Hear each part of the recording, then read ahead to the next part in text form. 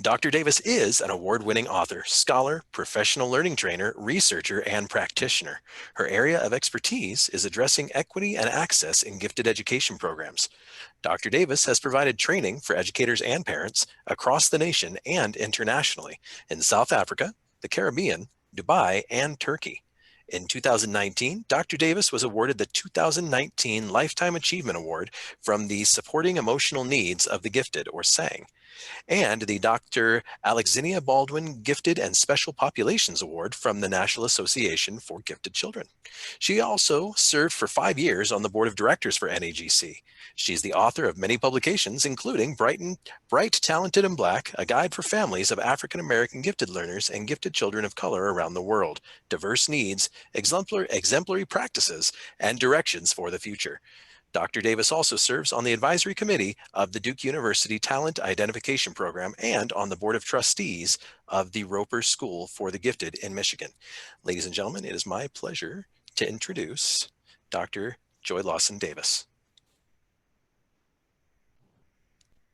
Good afternoon, everyone. I'm so excited to be here with you at your conference to wrap up the 2 days of I'm sure, what has been a great time for you all. I've been reading your responses on Twitter as well as on Facebook. And so I know that you've had a great time, a great experience, a virtual experience nonetheless, as we're all having opportunities across the nation to inform each other and to engage with each other and teach virtually. So this has been a grand experience for you, I'm sure, and I really want to say congratulations before I start to Lori and her entire team here at NMAG, because you all have done a fabulous job of pulling off a great conference.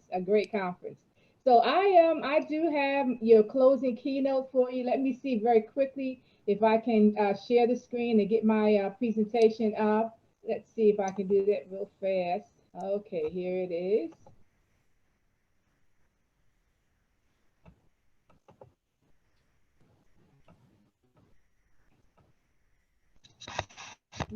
Oops, did I lose it again? I'm sorry. Hold on.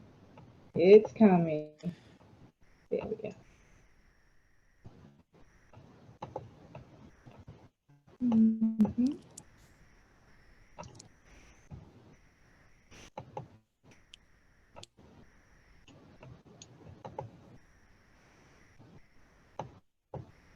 Okay. When Lori contacted me earlier this summer, the latter part of the summer, to ask me to participate in your conference, and I know of all the great work that's happened, not just in New Mexico, but across the country. The only thing I could think of to name a title for this session is this: "We are the ones that we've been waiting for. We are the ones that we've been waiting for. An Equity Clarion Call to Action." So why a clarion call? A clarion call because that's a call that is loud and clear. It is one that is integrated into all discussions. It is not separated as a topic of special discussion or special conversation, and it should be heard everywhere. Given the state of our nation and across around the world, we are seeing and hearing more and more about the need for us to ensure that all populations, all persons, no matter where they come from, what their ethnicity is, their language is, their gender, that all persons are treated the same, that all persons have equitable access.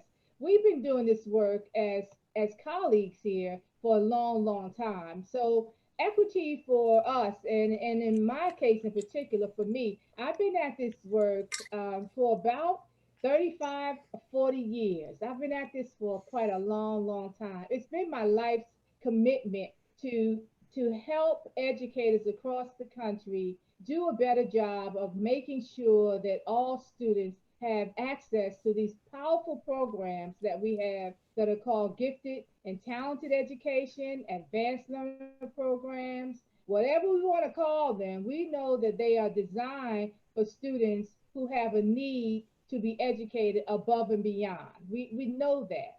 And yet we haven't quite come to a place where we are educating all students who are bright and capable at the same level. That's why we're here. That's why you had such a great theme. Equity is excellence. Equity is excellence. So the clarion call for us these are a few principles that I like to stick with and believe and try to get others to believe in with me. The first thing is that we must agree that giftedness exists in all communities. We must agree to that. We must also understand and accept the past history of gifted education as a field. I'll talk to you in a moment about that. We must also accept our role in transforming gifted education to a field that searches for and nurtures giftedness from all communities. These are things that we have to agree to if we're going to have equity as our calling card, so to speak. We must also work in partnership with families and communities who are our true cultural agents. These communities know their children, they know their history, they know themselves better than anyone. And so, in order for us to bring them into gifted education, we have to ensure that we do that in a respectful and in a continuous manner. We're dealing with engagement here, not just involvement, but engagement. We have to agree that giftedness has no boundaries. Giftedness has no boundaries. Giftedness is not synonymous with affluence. I came to, of course, I came to this conclusion a long, long time ago. But one of the things we have to keep shouting out loud to people is that being gifted doesn't mean that your parents have a huge bank account. It exists in all communities, regardless of language, race, income, gender, geography. Before I came on this afternoon, I was reading a couple of pieces around rural students who are gifted. We must remember that in every community there are gifted children. Countless numbers of gifted children are missing opportunities every single day because educators do not believe in their capabilities. It's not the capabilities of these students that are lacking, but it is the opportunities being made available to them that are lacking. I think we should all, I believe we can all agree to that, and that's why you're here with NMAG these 2 days of this conference. Underrepresentation in gifted education is still a national crisis. I could get angry about that. I could be perturbed about that. I can be so upset about that sometimes, but we want to make a difference. We want to keep pushing this envelope and saying that we can do better. Students of color, in particular, Black students, Hispanic or Latinx students, Native American students, students who are first generation immigrants into this country, and those from low income families are underrepresented in gifted programs at alarming rates. At alarming rates. I didn't want to share with you the data because I think by now most of us know that underrepresentation exists and at the rate at which it exists. Gifted education classrooms, therefore, remain some of the most segregated of all classes in U.S. public schools.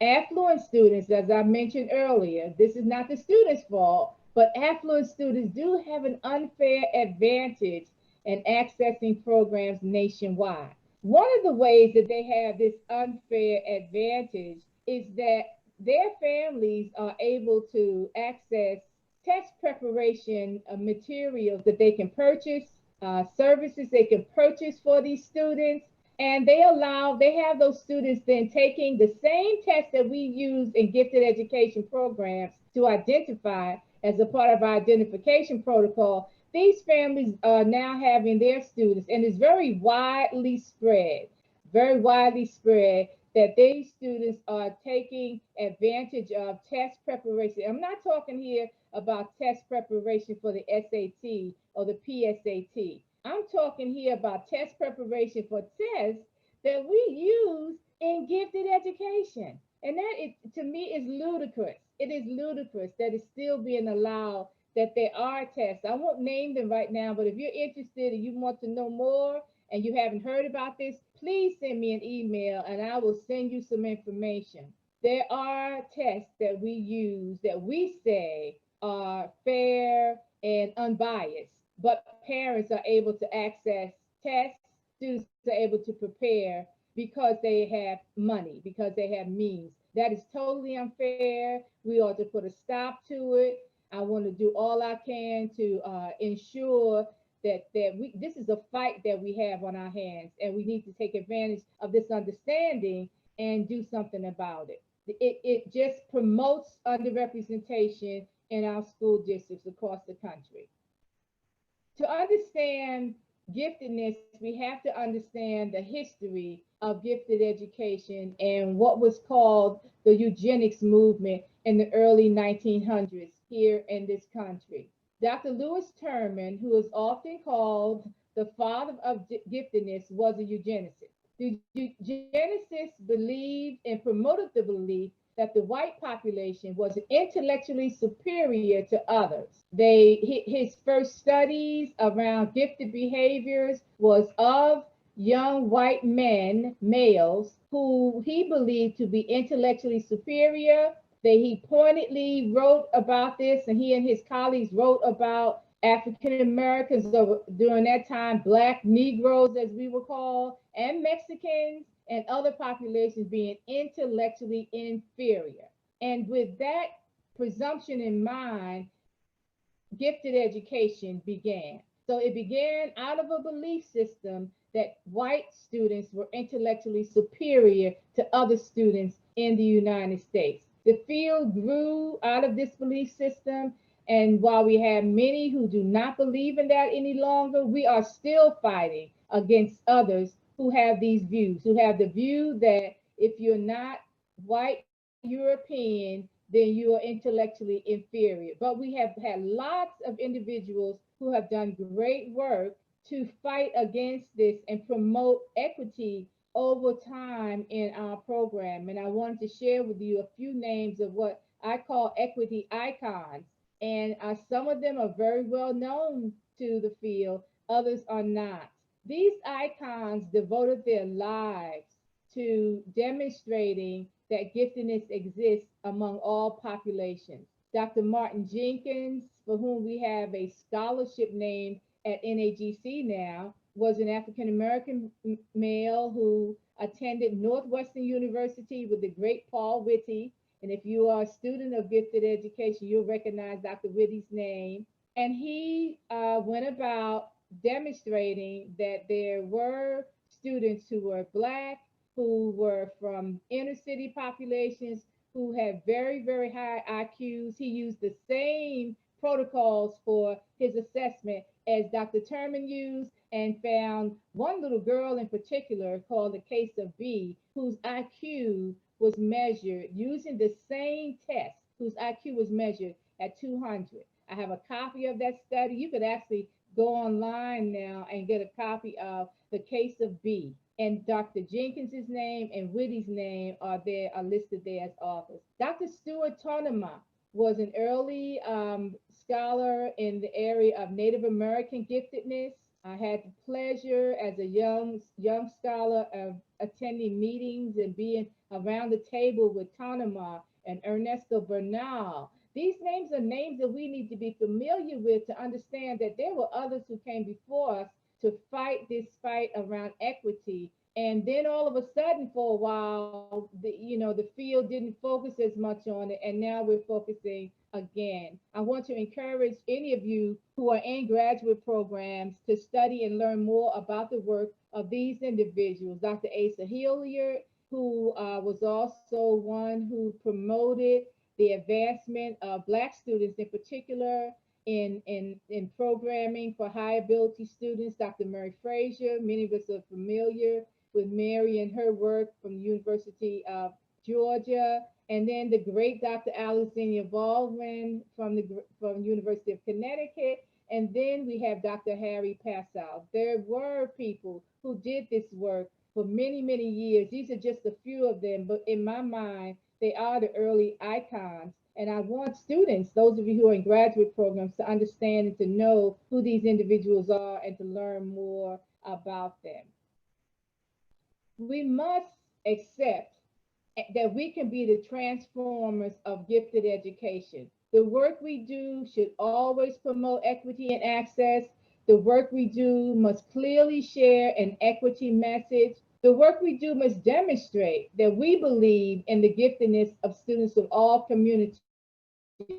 The work we do must share this message around the world. As my intro was read, you noted that I have the opportunity to attend conferences. I was invited to present keynote messages. The most recent were back in 2017 when I was invited to go to two international conferences to share my work around diversity and equity. And I was impressed by the fact that they wanted to know from the United States, what are we doing here to promote equity and to learn more about students who are underrepresented? Because even in their programs, there are students, particularly those who are low income or poor students who live in the remote areas who are not being served adequately. But what they are interested in, and I was very impressed with this, both in Istanbul and in Dubai, the educators there took me aside and talked to me and asked me questions about what are we doing here in the United States to make sure that we are able to develop the talent of all gifted students, regardless of where they come from, regardless of their income, because their goal is to do just that. So I would say that if we're not doing the work that these other countries are doing, we are behind in this equity fight. We really should be more concerned about ensuring that the minds of all of our students are being developed, no matter where they come from, no matter what language they speak, no matter who their parents are.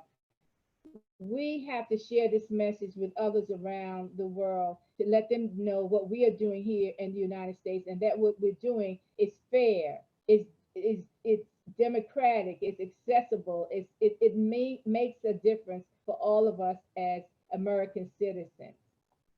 We must engage the families and communities, as I mentioned earlier, of these students as cultural agents. Parents and families of all communities know their children best. As cultural agents, they can inform and educate schools about their own traditions, their own norms, the historical contributions.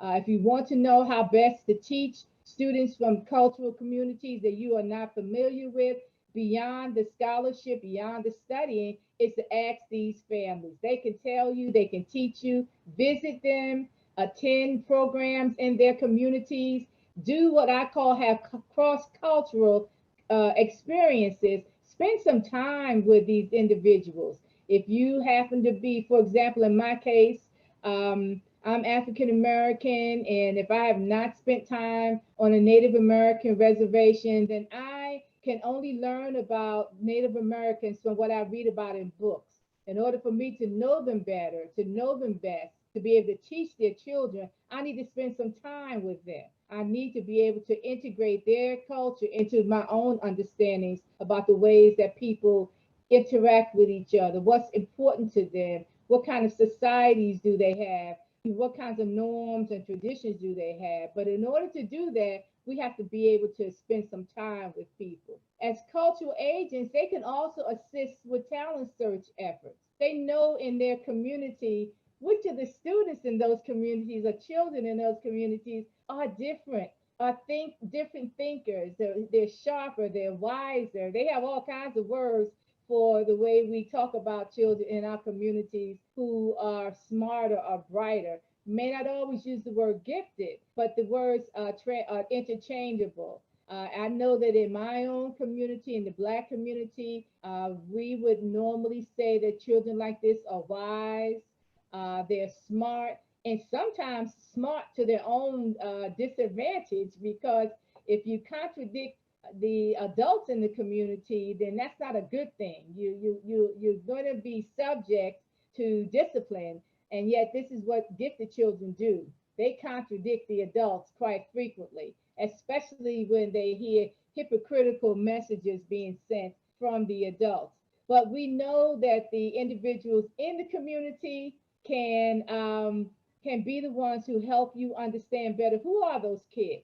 I'm on the Roper Board of Trustees now, and I had a conversation with a couple of ladies who have been with Roper for many years, and both of them are African American, and one of them indicated that they have students at Roper, Black students who come from the Detroit, Michigan area, and very bright students. And yet these students express to them that while they're in at Roper, there's things that they don't do and don't say that they would say and do if they were in their home communities. And they don't feel the same way as they feel when they're at home and in their communities. So one of these ladies decided she would spend a little more time in the community where these girls come from to try to find out more about them.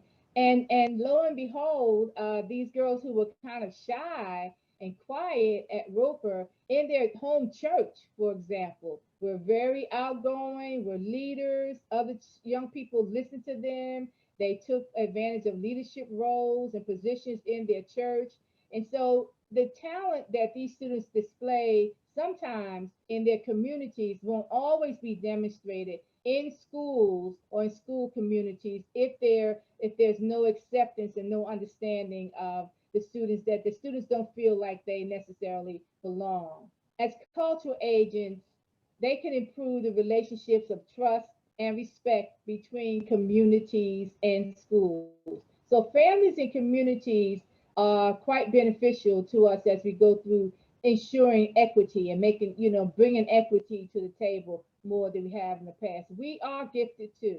I have over the years collected all kinds of photographs from young people that and family members of children from all cultural backgrounds for many different reasons. And just this morning, actually, the young man in the upper right-hand corner is a member of a group that I'm a member of on Facebook, and I've done some advising for them. And he had on this great Mensa shirt this morning, and I said, "Can I share your picture, please?" And he said, "Share away, share away." So I added his picture to my collection. The three young men up in the upper left-hand side that are seated beside each other became chess champions at their school in Brooklyn, New York, and then had an opportunity to travel internationally and eventually were able to go on, two of them were able to go on to college to actually play chess and had chess scholarships in order to pay their tuition to get them through college. There are these children and their families, and they're everywhere. They're everywhere. We need to understand that gifting is and have to embrace that idea, not just because it sounds interesting, that giftedness has no boundaries. It does not have any boundaries. Gifted children are everywhere. So the clarion call is clear. It's clear. We already have what we need to change gifted education into a force of equity that will benefit all communities, schools, and eventually society in ways that we have not seen before now. I think this is our time now, to be honest with you. We've struggled with equity in over the last 25 years or more, even longer. But we are now at a place where more people are speaking out loud. You're courageous. You're being brave about it. You're not as concerned about what other people think about what you say, and you know that until we reach equity, if we're not serving all gifted children fairly and well, then we're not going to ever do as good a job as we can in this field of gifted education. The call is clear. We already know what we have to do to break down barriers to access, to open doors to gifted from culturally diverse communities. We know that we have to use identification protocols that ensure that we are able to find out all of the strengths of these students. And that means that we have to go beyond standardized tests. And we also have, if we're going to use tests, we want to make sure that we're using tests that measure the giftedness among the communities that we're looking at. We want to make sure that we also use other kinds of measures. What we're hearing now in the field around psychological assessment and about the ways that students demonstrate their strengths.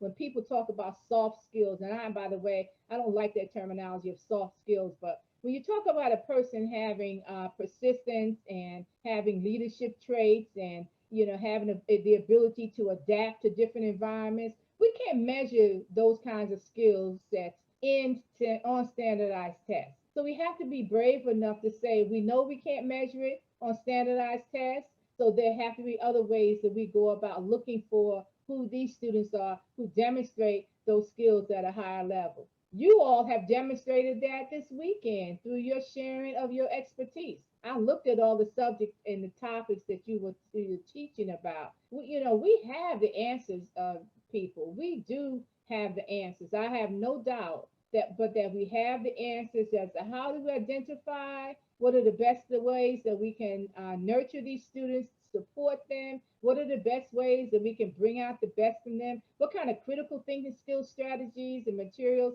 should we be using? And where can we acquire these materials? We know the answers already. We have all the answers. We know what is necessary to break down barriers. We already know the challenges of navigating multiple worlds as a gifted learner from diverse backgrounds because we've gone through some of these things ourselves. We have the experiences that we must share to affirm what our students are experiencing every day and that it is real and it is true that if you happen to be a student from a culturally diverse background, you enter into a program where everyone in the program is a monocultural program. All the other students perhaps may be white, whether they're affluent or not. When you enter into that program, you don't have as many of your social peers. And so it's very difficult, it's very challenging. And we have students who have to navigate between the multiple worlds. And in navigating, they struggle. They struggle to overcome the trauma of being gifted. The first time I heard the word trauma used in association with gifted, I heard it from a parent. A parent at a parent workshop I did a few years ago out in Denver, Colorado. And as I was ending the session, parents walked up to me and they wanted to talk about what I presented. And it was the parent that said to me, being gifted is traumatic for these kids too. It's traumatic, she said. And then she went on to explain and share a problem, a situation that her own children had and what she did to help them with the trauma, who she had to engage, and then the challenges even that she received at the school when she tried to help the teachers understand that it wasn't always the greatest thing. Sometimes it was traumatic for their child. And these gifted kids, no matter who they are bullied. Oftentimes they're denigrated for not belonging in programs. Again, I've spoken to parents. I have stories that are so heartbreaking across the country that students have had to experience people saying to them things like, you're too black to be gifted. You don't belong here. Why are you here? This is not for you. Not just from students, other students, but sometimes even from educators being counseled out of high ability, high level coursework because they're not going to need it anyway. We hear that so often. I have colleagues with PhDs who said that was their experience when they went through school many, many years ago. And we're still hearing that from parents today. So we are hearing these things. We know what's going on. We just have to bring these issues to the surface.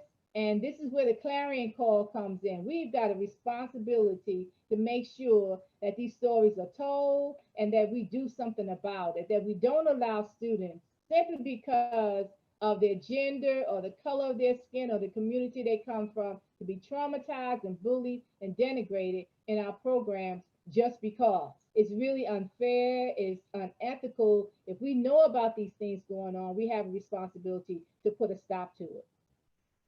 So we do.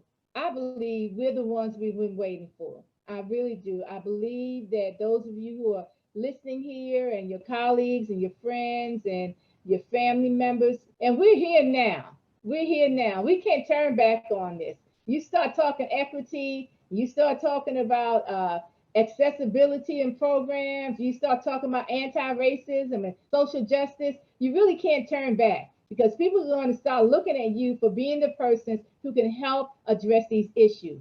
There are so many problems across the country with other educators and communities who do not believe they're being fairly treated. And so we do have to pull together. We can do this together. Let's remove all the barriers, increase access, develop program models that are affirming, engage families, and create these models for gifted students. And then we can replicate these models. I never come away from a conversation with a team of gifted education personnel who are doing great things without saying to them, you know, you should share your model. There's someone 3 states over who has a need to do what you've already done. Please share your model. We need to share with each other more. We just absolutely need to tell other people it can be done. I had these same problems in my district, but this is what we did to get beyond this. And we did it. We did it. Our children are more successful. We're proud of the effort.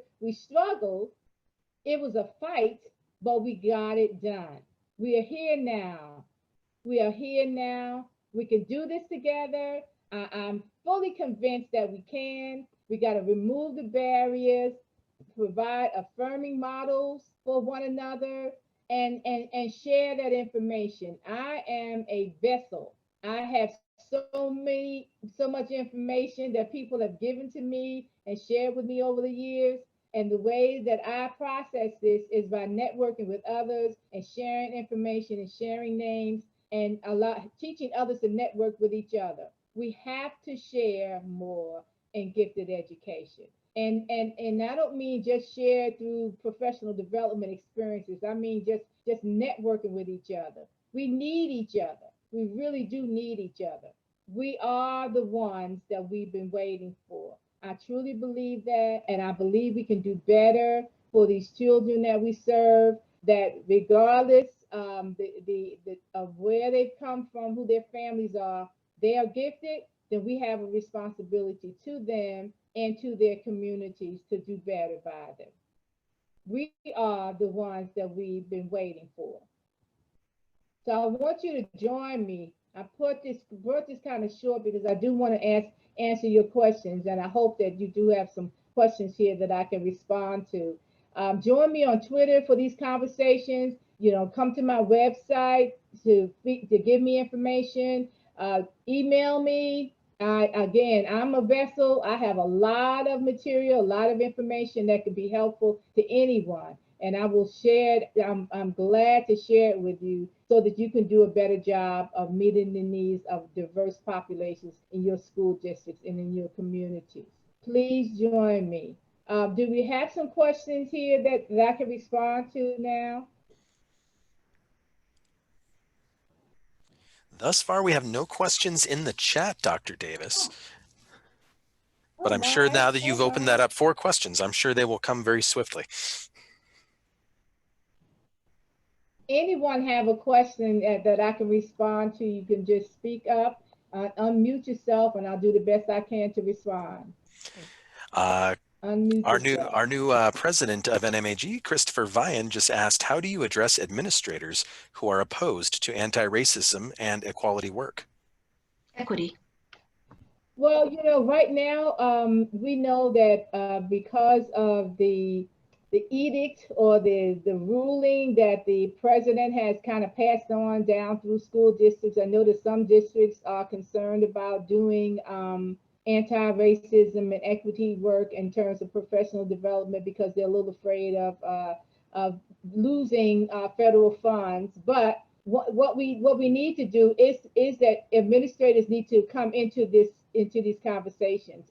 Whenever there's going to be a professional learning opportunity in the district, I think that there should always be one where we engage the principals in the school district, central office personnel, so that they too feel a responsibility to learn. And I also know that most districts by now, regardless of that ruling that just came down from the president, Most districts by now have an diversity, equity, and inclusion plan, or strategic plan for diversity, equity, and inclusion. They're named all kinds of things across the country. But what I would do, I would recommend that those equity, diversity, and inclusion plans be examined to see that they include language around diversifying and making gifted and advanced learner programs more equitable, more accessible. And if they're not, then that's the place to start. Because if they have that design already, that strategic plan that they're operating under already, then that's the place where you would start with having them look at that plan to see if they have included diversity, equity in their plan having to do with gifted and advanced learner programming. You could also encourage them or encourage somebody to have them conduct what we call an audit of their plan and of their numbers. Look at the data. The numbers don't lie. If there's a disproportionality in the student populations that are being served in their district, something has to be done about it.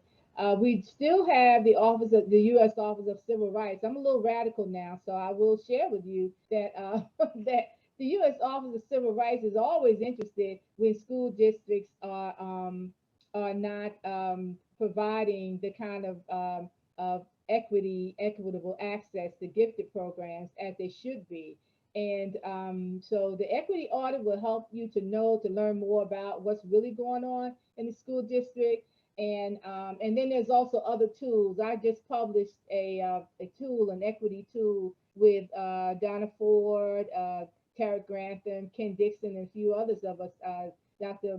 Michelle Frazier, Trotman Scott. Now, we all published a tool that can be used to evaluate programs from the equity perspective. So, there's lots of material, lots of resources out there. Sometimes you have to put pressure on school districts by having them to look at what's really happening with their own diversity, equity, and inclusion models that they may have in place. Excellent. Thank you so much, Dr. Davis. Our next question comes from Ursula Kelly. She asks, how do we start to hold all teachers to a higher standard and restore the trust and professionalism in teachers so that their referrals can be used to support the identification of students in need of gifted interventions? Well, first of all, not all teachers are not all teachers. Let me be kind. My daughter's a teacher and I was a teacher, so let me be kind. Not all teachers will be that way without some deep training. Okay, so that's where we start. You start with training teachers so that they understand their responsibility, but they also understand who they are. We all have to kind of peel back our own layers of insensitivity, peel back our layers as to who we are around equity and justice issues. And when that begins to happen, and then they also receive training around how can we look for giftedness in these other populations? How do these other students demonstrate? What are some culturally, sensitive ways these students demonstrate their gifts and talents that we may not see in other populations? Some of the traits of giftedness are the same across all cultural groups, but then there's some other ways that students may demonstrate giftedness that are unique to their particular culture that we need to have teachers have a better understanding. Remember earlier I mentioned that if you don't understand the cultures, then you don't really know who these kids are. If you've never had the opportunity to visit and to engage with these families in their own home environment, their sacred places, if you never had that opportunity, then sometimes you really don't even know who it is you're dealing with until you've had the chance to have, those more sacred experiences with different populations. But all that comes through training. Recently, I'm turning around because I want to. I can't put my hands on it right now. But yeah, here it is. Hold on, just a second. And I'll send a copy of this. You can see this cover. Cynthia Novak and Christine Weber are editors on this piece. It's called Best Practices in Professional Learning and Teacher Preparation. And I have a chapter in here on professional learning needs of teachers working with diverse gifted learners. And so I kind of specify through using a teacher's profile, a fictitious teacher's profile, what are some of the ways that teachers need to have a better experience and understanding before we can expect them to start identifying students and working with students. They really do need to have some professional learning experiences that are very specific to culture, very specific to their increasing and improving their understanding. So we can't, again, we can't expect them to do these things without training and and then to be held to a higher standard through the evaluation process. Outstanding. And Ursula, I think, wants to kind of clarify as well. She asks, inequitable access is intrinsic to programs that identify only with IQ tests, correct? Absolutely. Absolutely. That's a good one, Ursula. That's absolute. That is totally absolute. So, what we are asking for, and we've been looking for, we've almost been demanding for years, is that we use what's called multiple criteria identification protocols. Multiple criteria means that we use more than just that one standardized test. And then, again, we have to look at those standardized tests and see who those tests are actually, who have they been normed on. How, how do those tests actually measure the capabilities of the students that we're looking for? If they haven't been normed on all populations in your school district or the kinds of students you're looking for, then those tests are inequitable and biased to begin with. And so, we really have to be considerate of other processes, other procedures, interviews, looking at students' work samples, doing what we call performance-based assessment, where we engage students in particular activities and then assess their performance on it after that process takes place. There are many, many ways. We just so hung up in this culture on assessment, the standardized assessment, that we can't get away from that. And even at the state level, we're so hung up on trying to quantify everything that has to do with being gifted. And it all can't be quantified. It just absolutely can't all be quantified. Thank you so much. So I'm actually going to throw a question in here. I'm kind of wondering, with your expertise and seeing through things kind of through your lens and your travels, has there been a time Mm-hmm. that has really stood out to you in your travels where you've seen something and said, you know what, they're doing this well, or they're doing this right. Why aren't we doing that? Mm-hmm. Yes, there are places that I think are doing better than others that I've come across school district personnel that have redesigned their ID protocols. They've done the training necessary. Some have actually created their own assessments and felt comfortable with that. We of course we know about universal screening and how that can actually capture a pool of students that we can begin looking at differently that may not have been captured through through referral. There are school districts that are using local norms, so they're finding the gifted among their own population or the top students in their own population. Again, I just think we have to be braver and we have to be bolder. We don't have any federal laws or mandates that say we have to do it this way or that way. We don't get any support from the federal government for gifted ed. You all know that. And what little support we get that goes into the Javis grants and places like that is all research based. It doesn't go directly to school districts in that way. We really, we have more liberty and more leeway gifted ed than we have in special education. We just don't use it to the same degree because, again, and this is sometimes it's a state issue because we still believe that we can measure giftedness. The only way we should be measuring it is by having students score in the top 3 percentiles from 97 percentile and above on these standardized tests that are not normed on them, on all kids. So when you have a district that has been smart enough and wise enough, if they have a Native American population, for example, they've created protocols for that population, then those districts are going to do a better job of finding giftedness within the Native population. So there are ways for it to be done. There are ways. I hope I answered it without going around the barn too much. I'm sorry. That's wonderful. I appreciate it. I have a comment, not so much a question, but I have a comment from Joanne Fosters that says, "Hi, Joy, and thank you for your insights. With so much emphasis now on COVID-related issues, and with teachers and administrative teams focused on the realities of that, it is challenging to bring the issues you discuss to the forefront. As advocates for all gifted learners, we must continue to push for what's right, even in these tumultuous times." Can you speak to that a little bit, and what you, any advice you might give during this particular time in our history?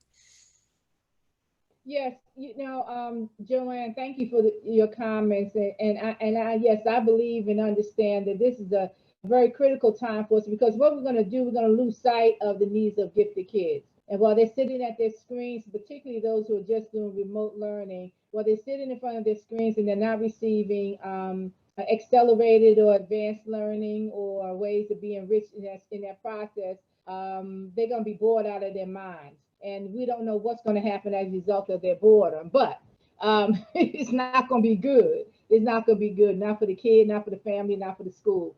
But it's just not going to be good. I have grandchildren, and my 7-year-old, I visited with him and his sister about 2 weeks ago, and sat with him through about half of his day on TV, on the computer, rather, excuse me, doing his remote work. And it would take Dylan. They had a 30-minute time frame to do math, or I sat with him through a math set and then through a language arts set. It would take him about 3 minutes to get through the material that was being presented by the teacher, and the rest of the time he just sat there. He just waited. He was in the same room with his dad, who was also doing his remote. He's working remotely from home. His dad works for a bank. He's at home working. And Dylan knew not to cut up and lay down in the seat and go running all around the house while in between that time frame. So he just sat there because he got in trouble the first couple of weeks doing that, doing other kind of things.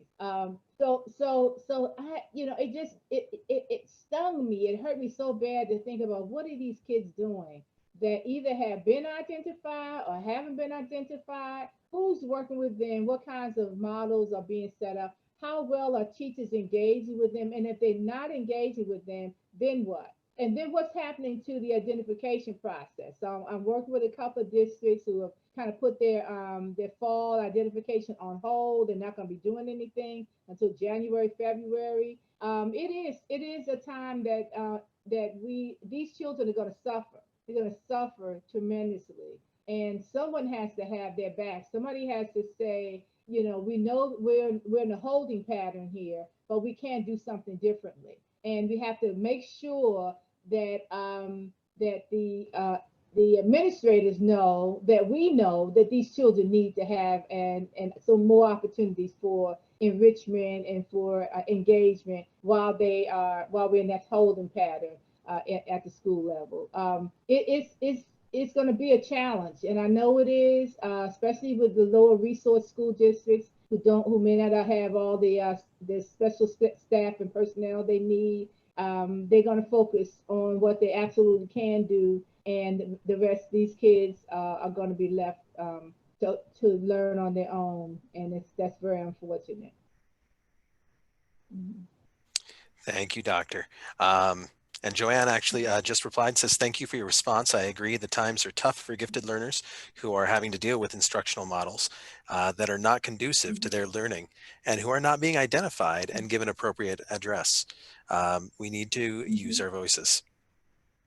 So thank you, Joanne, for offering Yeah. that. Our next question Yeah. comes from Katrina, and Katrina asks, what are some of the best ways to engage those cultural agents and include diverse voices in the room?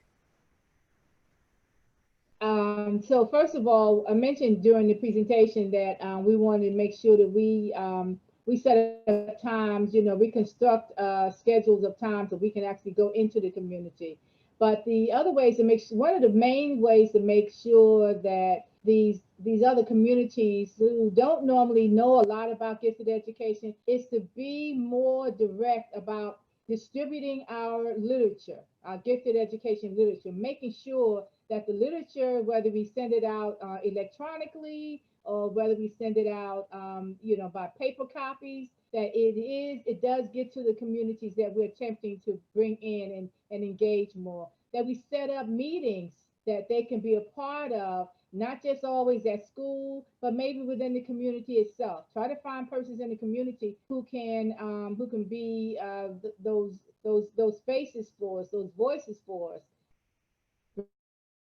Bring them in, train them, and have them go. We don't use those resources in that way as much as we should. If you have a community, persons in the community who are in the schools all the time or on other committees, make sure that they also know what this thing called gifted and advanced learning is all about.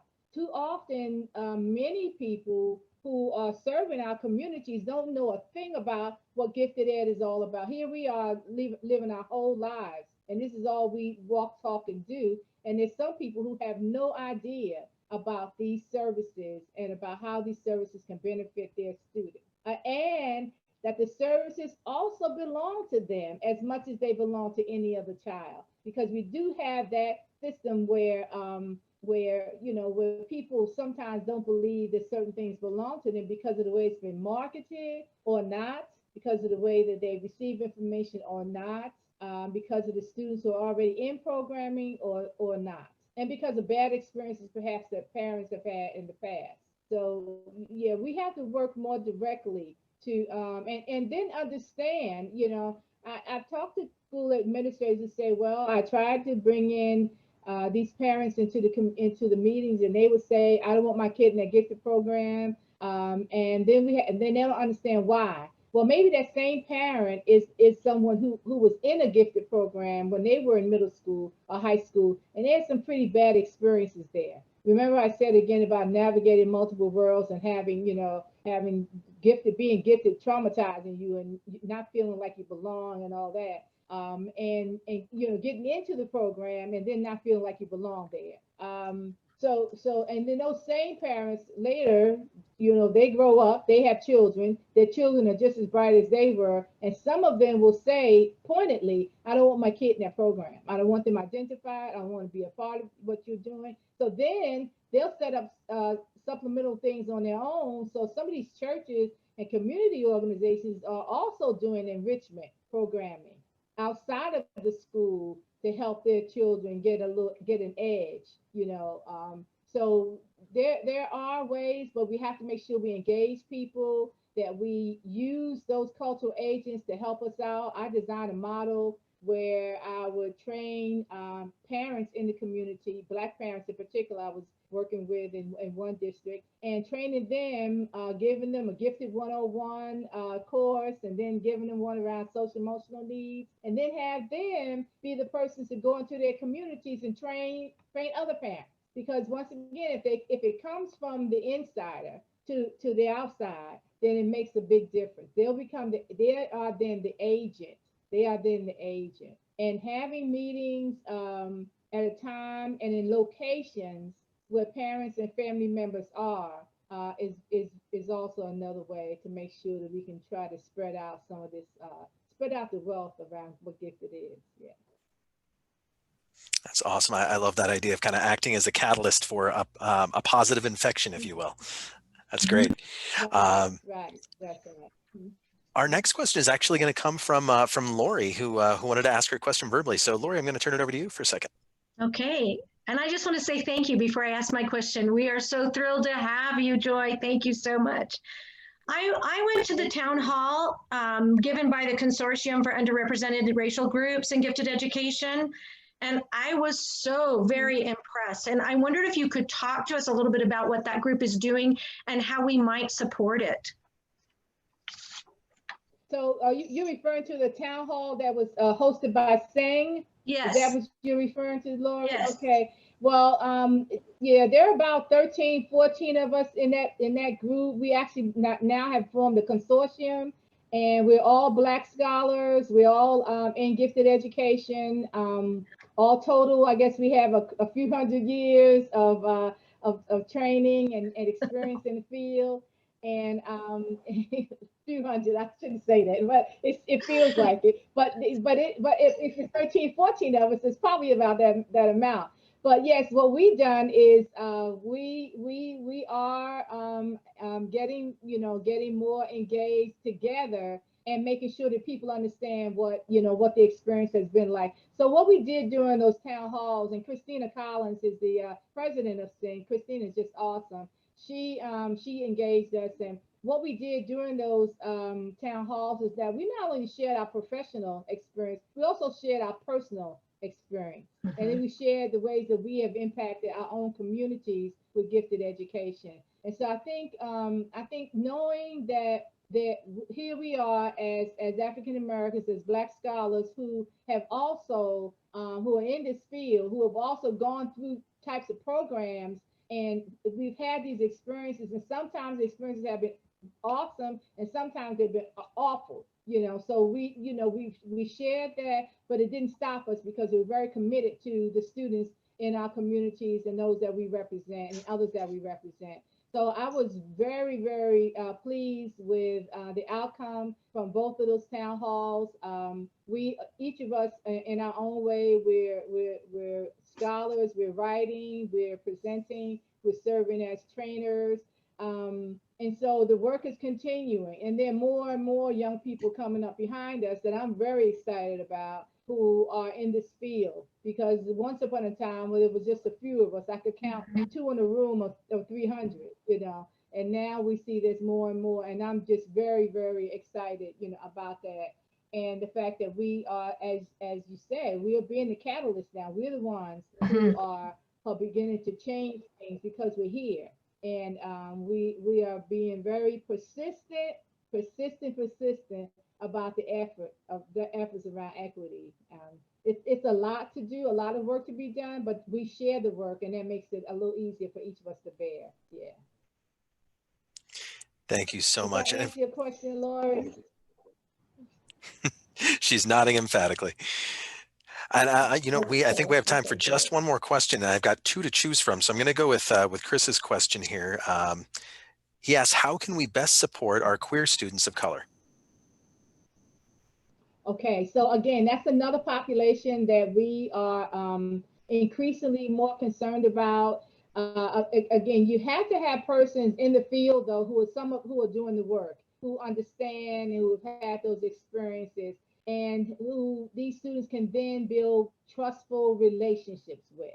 Trustful relationships. That's the key to all that we do for these populations of students, is that they have to have persons that they can build trustful relationships with, who understand the intersectionalities, all of the persons, all the personalities, all the identities that they have. You have to have individuals who understand what it means to be a queer student who is also African American, who's also poor, who's also comes from the rural area, maybe not urban area. So we've got all of these, personalities layered on top. And so you have to have individuals. And if one person doesn't have all of the traits and all the experiences, maybe someone else does. And so it's a matter of us building our pool, I would say, of talent among ourselves, who also understand who these students are. And we have to write about it, we have to talk about it, and we have to make sure that the students feel and know that there's someone there for them as well.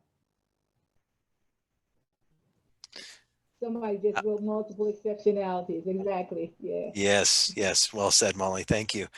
Well, Dr. Davis, I think our time is about at an end here. I want to thank you so much for being here and for being such an inspiration and providing us with your insight.